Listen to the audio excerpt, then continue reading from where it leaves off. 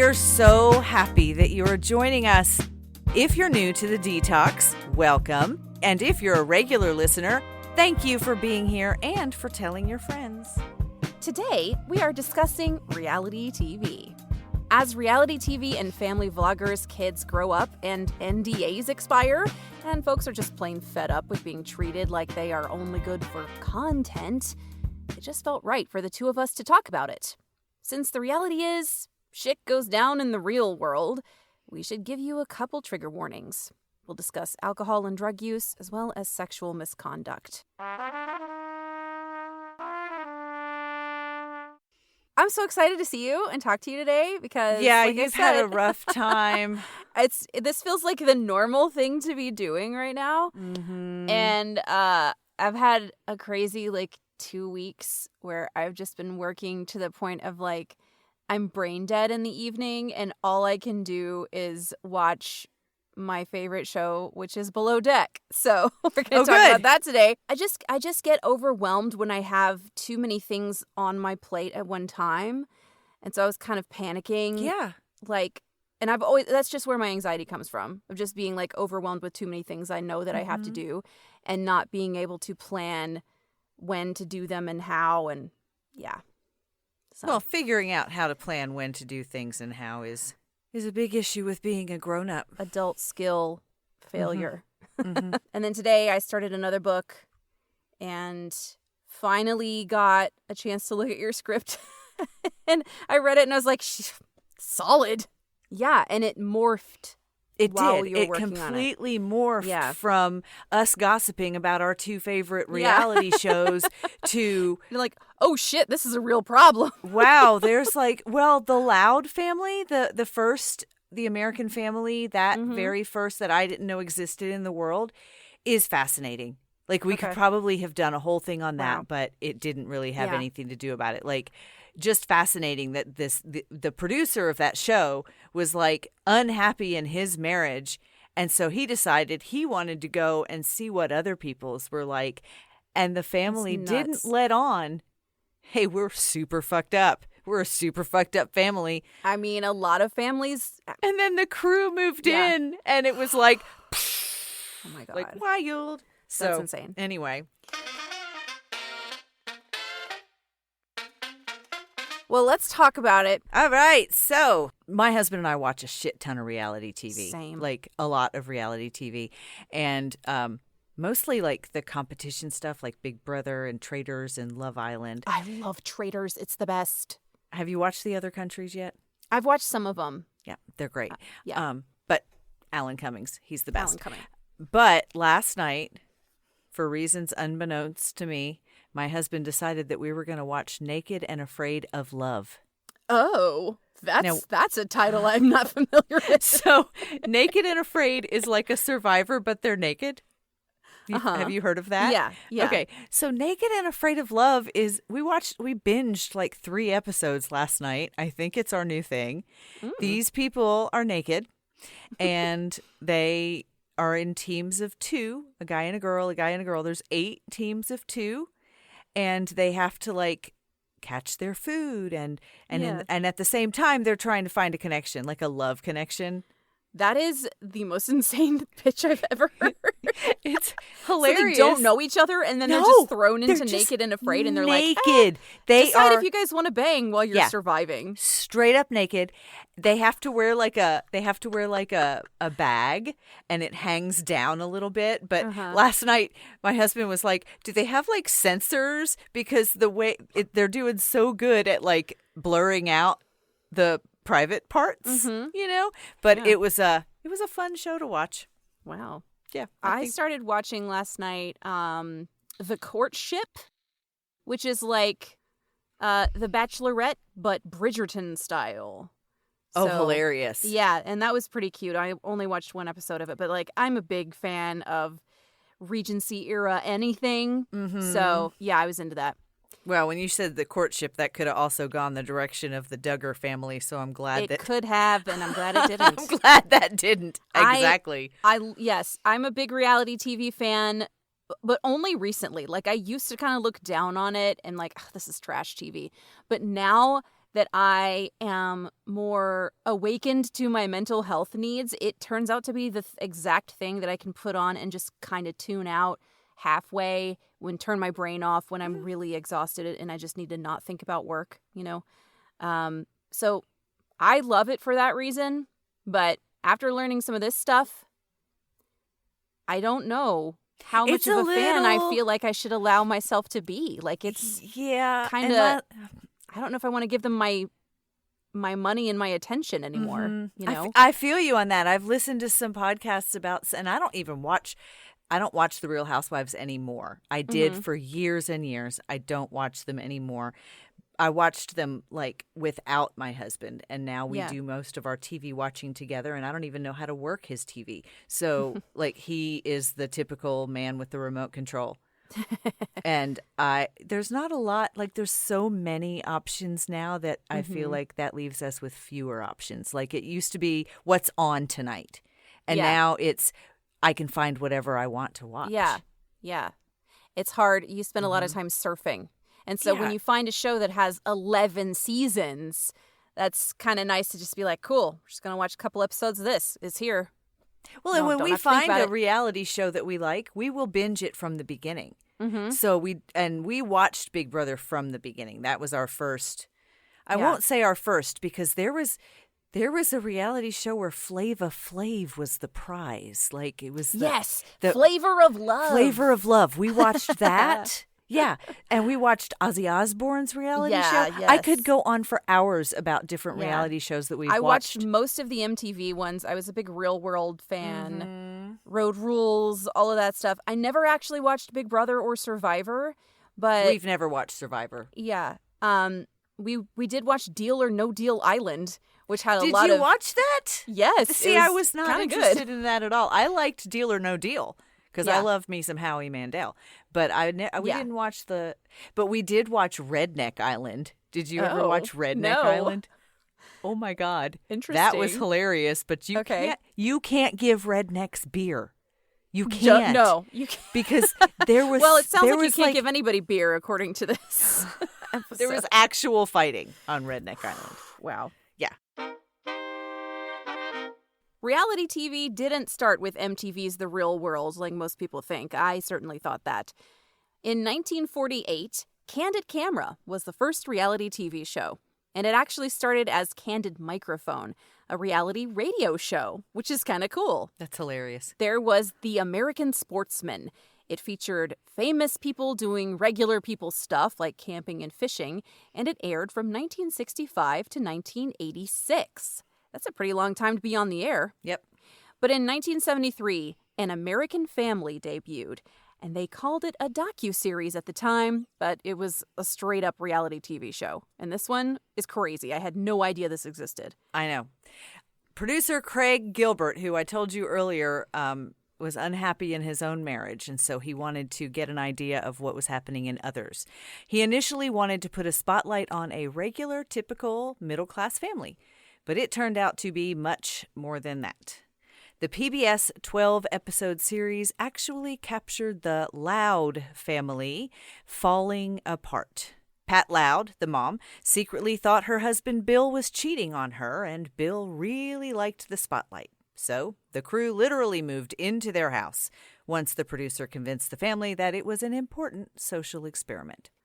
However, when Pat confronted Bill about his affair and asked for a divorce, as well as when their son Lance came out as gay, it all unfolded on camera for the entire nation to see, at a time when those things were not so openly discussed. This family had 5 kids, and from the future, where we now consume way too much of other people's private lives, this was all pretty normal, but at the time, it was unprecedented. The Loud family had no say in production, nor did they receive a single dime for their appearance and ultimate unraveling on TV. Not a single dime. That's crazy. Crazy. Fast forward 52 years later, and there are pretty much still no regulations or a standard rate of pay for reality TV shows, cast, or crew. The crew either. In some shows, the cast or contestants get paid $0, while the more famous cast members make millions, like the Kardashians or some of the more famous housewives. But beyond the lack of regulations for pay or hours, etc., there are the glaring issues of exploitation, as well as some of the perks of fame. $0 on the show that makes you famous could mean lots of dollars in other areas. It's a toss-up, but is it worth it? In the world of reality TV, the boss is going to be the producer in most cases. And producers want to make their shows for as little money as possible and sell their shows to as many viewers as they can to make as much money as possible. That's the formula. Yep, your typical scripted TV show's talent and crew are protected by unions like the Screen Actors Guild or the Writers Guild. But in reality TV, that is not the case. The cast and crews of most reality shows are not unionized, so they don't have the same luxuries and protections that scripted shows have, like fair pay, reasonable hours, privacy, residual checks, regular schedules, etc. But you better believe they will have their underpaid talent sign an NDA. Yeah. Reality TV stars have few advocates and no real protection. And when they try to unionize, they get laughed at. Even giant shows like Survivor, which started in 2000, had no way to confidentially report harassment of any kind, or even any rules against harassment, until 2020. Survivor. That's crazy. Nuts. Crews on most reality shows are freelancers who go from show to show with no protection and not nearly as much money as one would think. When you consider how much money reality TV shows bring in. An example Ivy found was a story producer for Keeping Up with the Kardashians who made $1,100 a week, which is not great. No. I've seen worse, but not great. Especially considering what the budget must be just for, Kim's Botox or whatever. I mean, if the word producer is in my title, I would hope that I would make more than $1,100 a week, but... Yeah, well, they call you a producer on ACX, so... That's true. I was a producer, and I made way less than that. Okay. I'm a podcast producer, and I make nothing. Right? Yet. That's right. There are hundreds of reality shows, thousands maybe. I don't even know. We could list them all day. There are shows following family or friend groups like Keeping Up with the Kardashians, 19 Kids and Counting, and the Real Housewives. There are competition shows like Big Brother, Survivor, and The Amazing Race. There are shows that follow people doing their job like Below Deck, Vanderpump Rules, and Hell's Kitchen. All of these have different ways to compensate cast members, from a daily stipend to a weekly rate to a per episode pay to nothing at all with no regulations. We cannot possibly talk about all the reality shows and all the ways that they are not the best of bosses. So let's talk about a couple of shows that are very popular and the things that could make them seem toxic despite how glamorous they may look on TV. All right, so starting with one of my favorites, Below Deck, or as I like to call it, Boat People. Because there's Below Deck Med, Below Deck Down Under, Below Deck Sailing Yacht. It's all just boat people to me. The spin-offs of these reality shows, when I was researching this, the amount of spin-offs is unbelievable. Yeah. Well, I love the Sailing Yacht one because my dad was a sailboat captain, so I'll talk about that in a minute. Below Deck has been on for 11 seasons, beginning in July of 2013. It's had a lot of spin-offs and a lot of success. The show follows the yachties, who are paid by the yacht company, along with a small fee for appearing on the reality show. The cast makes about $5,000 to $6,000 per month, which is the length of a season of filming, and that's not what they make every month. It's just when they're doing a season on the boat. Plus tips. While some cast members of The Real Housewives make $1 million per episode. Ashley Marty from Below Deck Sailing Yacht Season 3, she referenced this in a Page 6 article about the discrepancy in pay amongst Bravo reality TV series. There have been near-death experiences, drama and snitching as well as, of course, sex scandals. Lots and lots of sex scandals amongst the crew. Mm-hmm. There are all sorts of other problems that can arise when you are stuck on a boat for a month with cameras. There's flirting and fighting and snitching galore on these multi-million-dollar yachts. At least twice, production, sometimes including the camera crew, had to step in and handle situations before they got out of hand. Yeah, and when I read that, I knew exactly which incident you were talking about.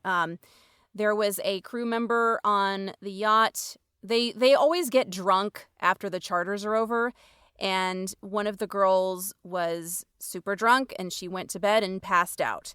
And there was a guy on the boat with her who had been making some advances on her. Was he a crew member? He was. And he crawled into her bunk with her, nude. And when the, cameras were on him and saw this happening, they stopped him, fortunately, from actually I read that. The getting in bed with her. cameraman is who jumped in there. Yes. And, you can see them like knocking on the door being like, hey, dude, stop. You can't. No. And they force him out of her room. So preventing that from happening. But they still aired it. They still showed it. Of course they did. That's good ratings. But I was conflicted about that because on the one hand, I mean, he was immediately fired. Like there was no tolerance for that. He was done. Right. Taken off the boat that night because they went and woke up the captain. But he's not the only one that's done that. No. And the other guy that we're about to talk about seemed to get away with it several times. Yeah. So, yeah. From crew members climbing uninvited into other crew members' beds after too much to drink, to a tow line getting wrapped around a crew member's leg and dragging him to near death until another cameraman freed him. Yeah, I haven't gotten to that part yet, so spoilers. But for real, my dad was a sailboat captain. And a lot of my early life was spent on boats. He had a sailboat store, a dealership, basically, where he sold boats and boat supplies. Nice. But I was really young. And the only thing I really remember from that time is that you just do not fuck around when you're on a boat. Because you can absolutely lose limbs. If you don't know what you're doing and you're out on the deck, especially with sailboats, like the booms can swing around and just knock you dead. Yep. It is not to be messed with. And I think that even just having extra people on board these yachts, the camera crew and everything, just being in the way, it could be a safety issue. When my kids were very small, we had a houseboat. It did not run. We bought it. It was parked in a cove and it stayed there. That's where it stayed. And we would take our little boat and stay on it. And I took so much shit from so many people because I literally made my kids sleep in their life jackets at first. Because if they wake up in the middle of the night and wander out, Were they sleepwalkers? No, but I was just crazy. That didn't last. I mean, finally I was like, all right, there's a gate all the way around this boat, but it was just a... Yeah, just a mom you don't fuck around with water. Yeah. I was taught to swim as a baby. Like they threw me in the pool and just let me figure out how to swim as an infant because of just... My grandparents had a pool and my dad was a boat guy, so I needed to know how to swim by instinct. Yep. And I did. I do not remember not knowing how to swim. Excellent. Yeah. Anyway, currently there is an ongoing lawsuit brought by former crew members Samantha Suarez and Gray Duddleson. They're suing Bravo Media, NBC Universal Media, the show's production company, 51 Minds Entertainment, and Below Deck officer Gary King. Good old Gary Cockbag. He is such an asshole. Among others, claiming the network and production company behind the hit reality series covered up cast member Gary King's alleged sexual misconduct. It's atrocious. You can see it. And these incidents may or may not have been covered, but he has definitely crossed many lines. The suit claims that in the summer of 2022, while filming Below Deck Sailing Yacht Season 4, Suarez was a hair and makeup artist on the show, and Duddleson was a camera operator. Suarez claims that when she went to King's hotel room to drop off a case of water and snacks, he opened the door in his underwear and refused to take the water. Suarez claims she walked past King to put the water inside the room, and on her way out, King allegedly lunged toward her and physically restrained her.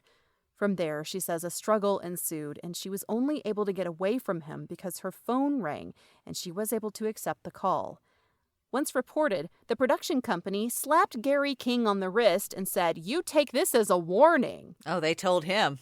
Uh-huh. And then they just let him keep doing that shit because it was great ratings on the show. Mm-hmm. Suarez and Duddleson are in a relationship, and they both have reported King on a few occasions. And yet, King was asked back to the show for multiple seasons, while they were not. Not only that, but the lawsuit claims that, on information and belief, they are now on a do not hire list and remain virtually unemployable in their field.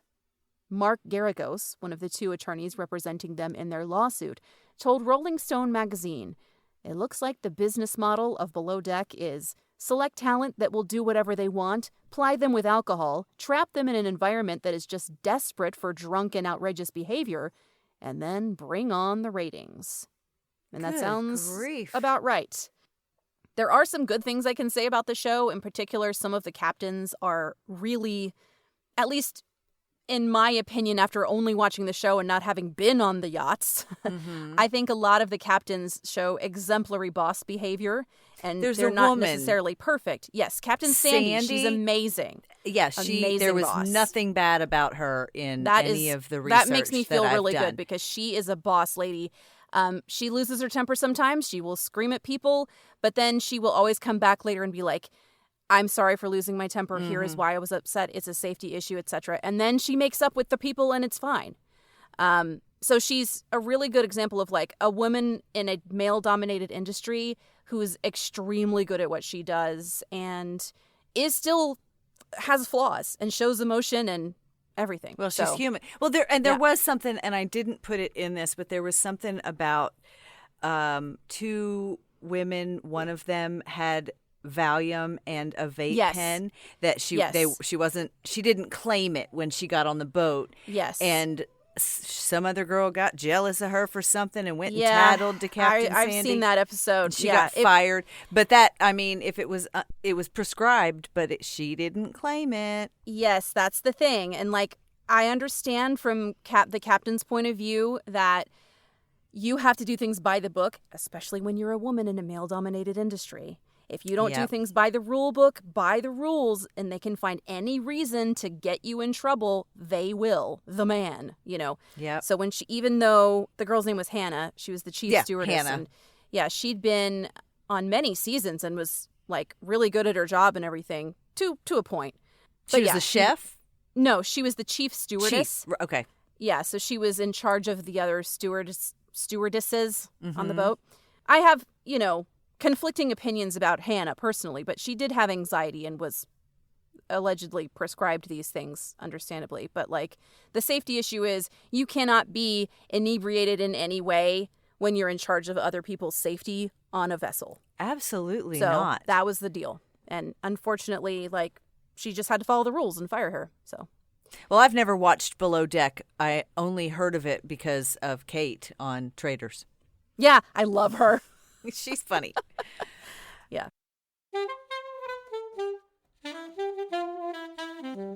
And speaking of plying people with alcohol for the sake of ratings and outrageous behavior, the Real Housewives began in 2006 with the Orange County cast.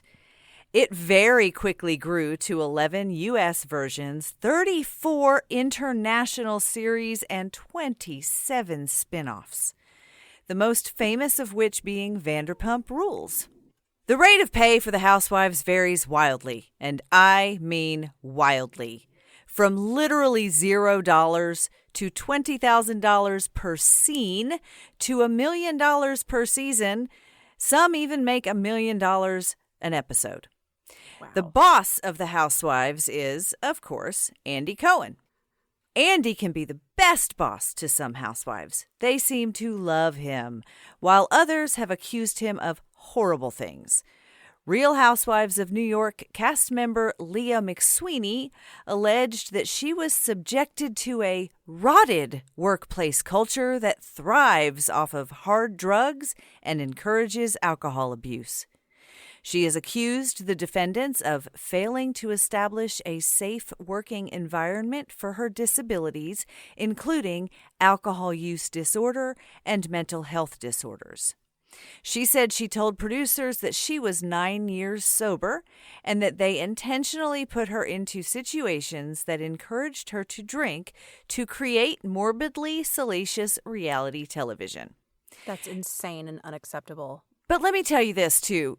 I watched the season that was all going down, and she insisted to several people that she can drink a little bit. So this might just be because she got fired or whatever, that she exaggerated it, or she was coerced to say that. But I mean, I even remember her talking to her family. Her mom had issues with her drinking again, all that stuff. Yeah. So maybe she was kind of saying that to try and convince herself maybe that it was okay. Yeah. So she could get and then through there was also the Countess, who I believe they plied her with alcohol, just like we said. She accuses Cohen of doing cocaine with his favorite housewives. Andy denies these accusations. Brandi Glanville of the Beverly Hills cast accuses Andy Cohen of sexual harassment, claiming he invited her to FaceTime to watch him having sex. Again, he denies this accusation, saying he was joking around with Kate Chastain from Below Deck, and the conversation was recorded and taken out of context. Yeah. Things being taken out of context is a theme in reality TV. Everything's out of context pretty much because it's all edited. Yeah. Yeah. Exactly. They can edit it to mean anything. Yeah. Bethany Frankel was part of the original cast of Real Housewives of New York in 2008. Fun fact that I didn't know, she was runner-up on The Apprentice Martha Stewart, which I did not know was a thing. Bethany Frankel left the Housewives in 2010, came back in 2015, and left for good in 2019. She was the first to really speak up about the lack of structure in reality TV, mainly in pay. While she didn't make the same accusations like the other cast members of Andy, she did accuse him and confront him for belittling accusations of racism on the show. She was the one who actually made a difference, not just for the Real Housewives cast members, but for all reality TV cast members. When in summer 2023, Bethany said she and her fellow reality stars were also getting screwed out of royalties. She felt reality stars deserved to get royalties. She then spearheaded a reality reckoning that would result in SAG-AFTRA releasing this statement. We encourage any reality performers and/or members to reach out to SAG-AFTRA's Entertainment Contracts Department so that we may work together toward the protection of the reality performers, ending the exploitative practices that have developed in this area, and to encourage in a new path to union coverage. SAG-AFTRA is bad-ass. They are amazing.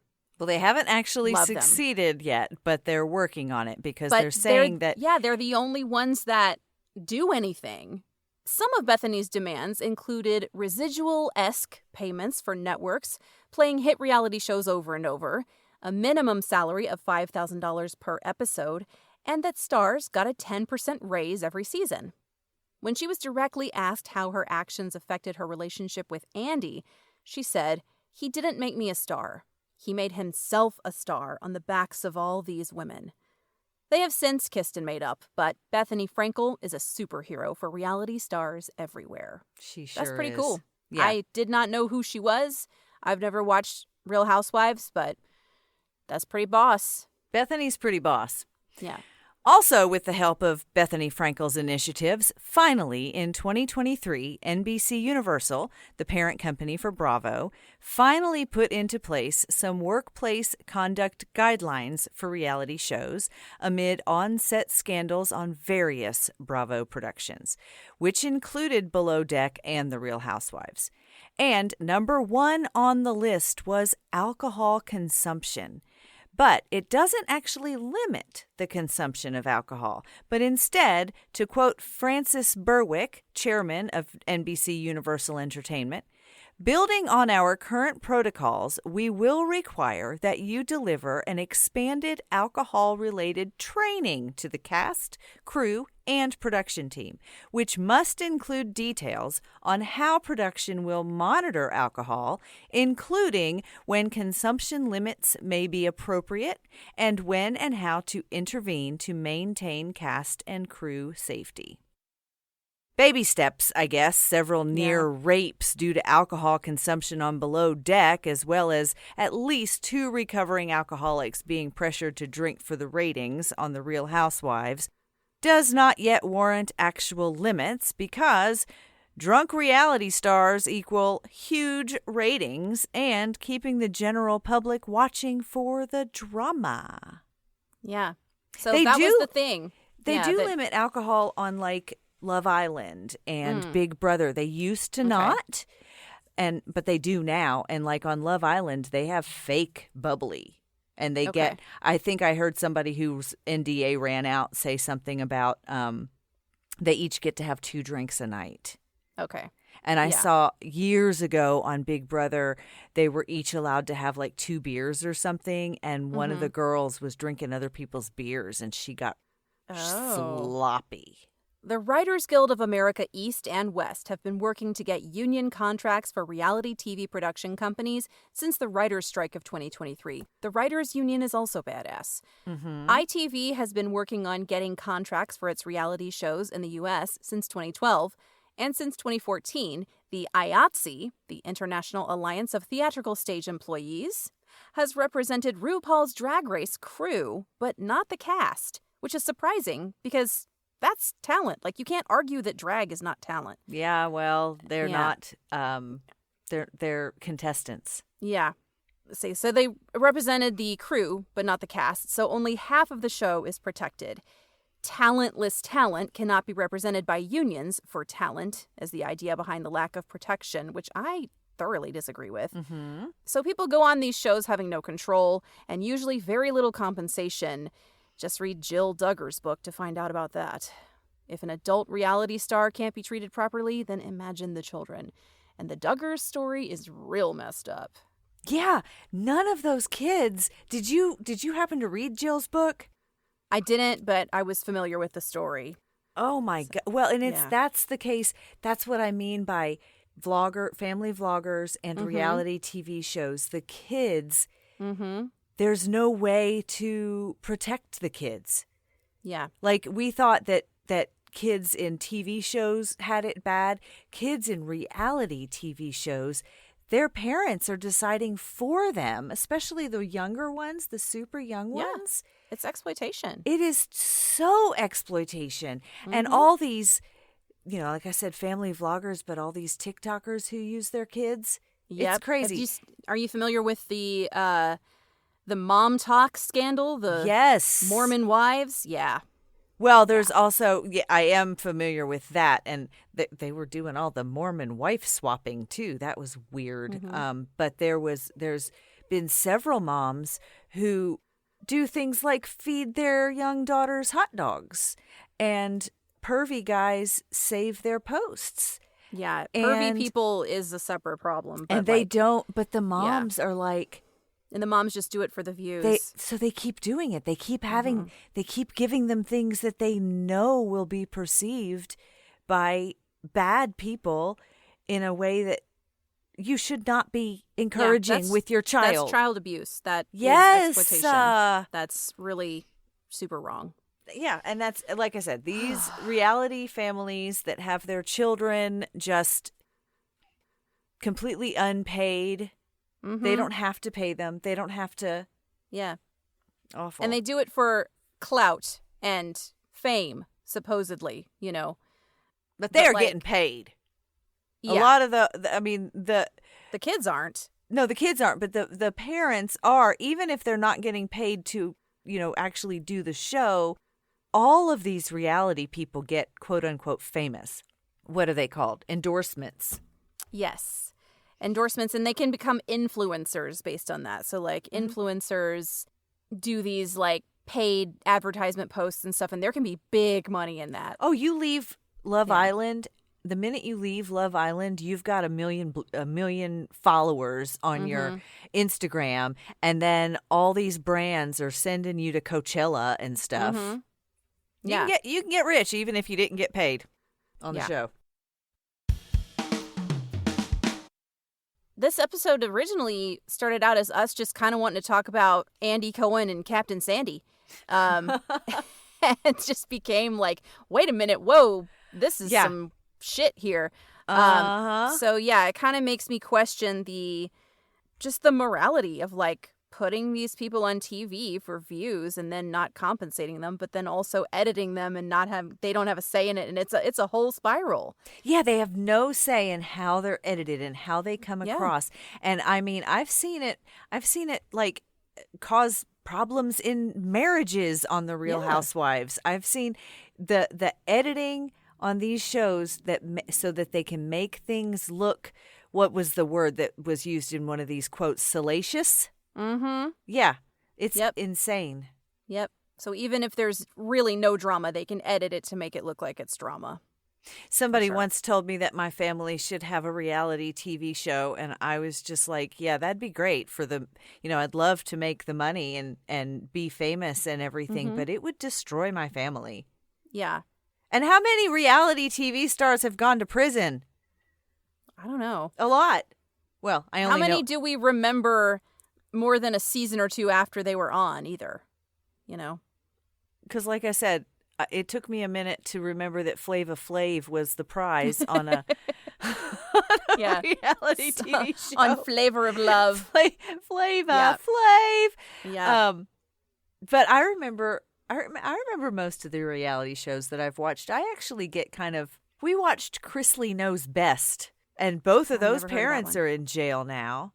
Wow. At least 2 housewives have gone to jail. Several of the husbands. Crazy.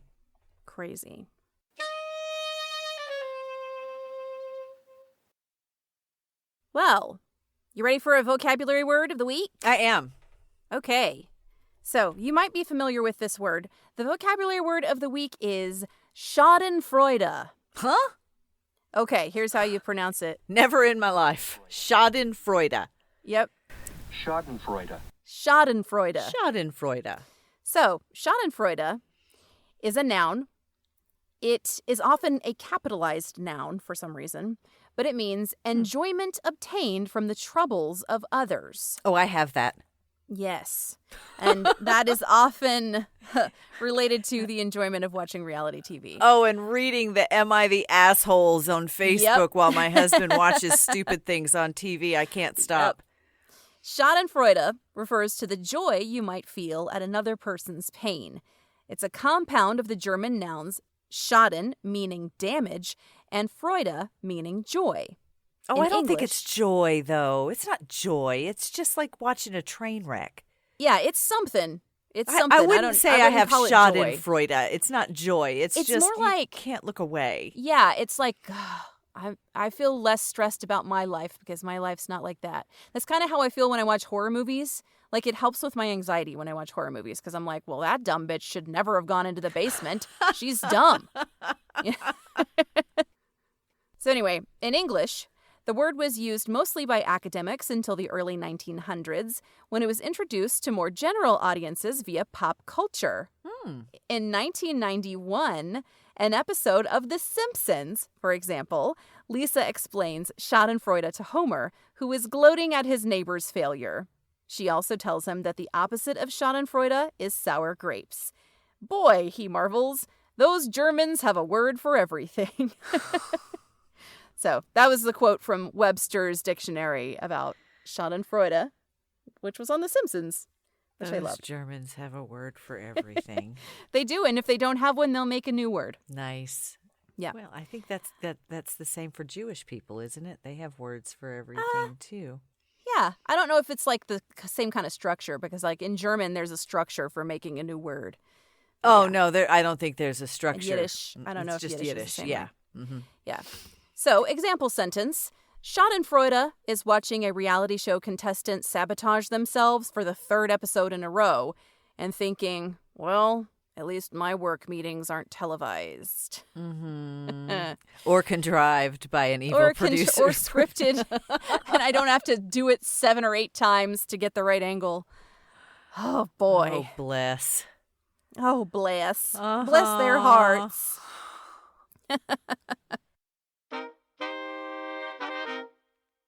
Well, thank you so much for listening and contributing to the almost 450 downloads we've had so far. It is an honor and a privilege to know that you are enjoying listening to us talk. So please be sure. Talk. Yeah, we can talk. We're going to talk whether you're listening or not, so. And you're going to listen because I said so. Yeah. Please be sure to give us a 5-star rating. Tell everyone you know, and don't let anyone tell you that you are not enough. Nice. So, if you would like to, follow us on Facebook at Bad Boss Detox and on Instagram at Bad Boss Detox Pod.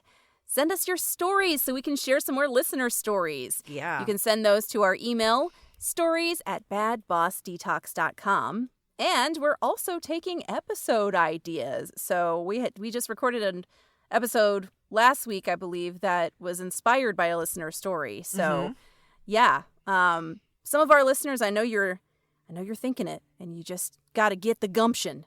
Yeah. To send us, to quote my vocab word of the episode I just edited. Send us get some the gumption Schadenfreude. And send us a story to stories@badbossdetox.com. We'll take all the identifying information out of it and make sure you don't get in trouble. And then we will all experience Schadenfreude. Yeah. Yay, bonus points for using 2 vocab words in a sentence. That's all we got this week. That was fun. Yep. Fun and interesting, and makes me wonder about reality TV. All right, join us next week when we'll talk about the man who has been listed as the worst boss of all time on like several websites. Our favorite, Gordon Ramsay. Is he really a bad boss, or are the people he's working with just idiots? We'll find out next time on Bad Boss Detox. See you then.